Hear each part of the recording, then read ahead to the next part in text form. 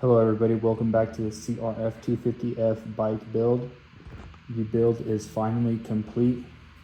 Take a look at all the parts that I have on it.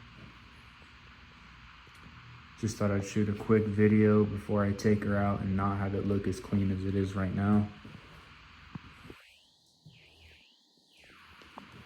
If you guys have any questions on what I've done or how to do it, feel free to leave a comment down below.